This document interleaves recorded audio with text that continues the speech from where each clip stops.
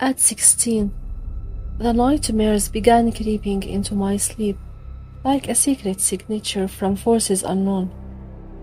The beginning was always the same, an old red brick mansion, a gate that opened silently, and a garden so suffocatingly beautiful. Strangers sipped tea in a funeral silence. Among them was a boy named Ethan. We weren't friends, yet he was always there, like a guide into the unknown. Once a woman with a frozen face, Madame Elisa, told me, "We've prepared the room in the tower for you." Her words weren't just sound, they were fate to me. I ascended the stairs in dreadful silence and entered a room that smelled of ancient death. Then I would wake up, terrified, in my real bedroom. But the dream returned month after month, year after year, and its faces aged, all except Ethan. As for Madame Elisa, she died in one of the dreams, yet her voice lingered whispering, "The room in the tower is yours." Then came the day when the wall between dream and reality collapsed. I went to the countryside with a friend, and there it was, the house. The same house, the gate, the garden, the table, the voices, every detail as in my dreams. And when our hostess, Mrs. Helen, said, "We've prepared the room in the tower for you," I felt the chill of a grave run down my spine. I entered the room, and every element from my nightmares came alive. Two portraits hung on the wall, one of a woman named Elisa, the other of Ethan, just as in the dreams. Their expressions, their eyes, even Elisa's signature at the bottom of the canvas.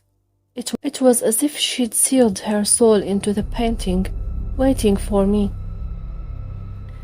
My friend and I took down the portrait. Our hands began to drip blood, yet we bore no wounds. We said nothing, but we knew something inside that painting was alive. That night, lightning lit up the room, and I saw the impossible. The painting was back on the wall, but now it was empty. Then from the shadows, Madame Elisa's face emerged.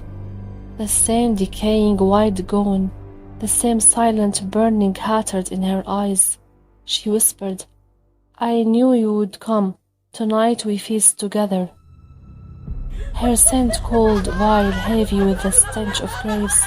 Her laughter cracked through my mind. She could be felt physically, but she did not belong to our world. Driven by blind terror, I struck her with all my strength and fled, crashing into furniture, bleeding until I reached the hallway. I ran to my friend, showed him the blood on my body. We rushed back upstairs. The painting had returned to its place.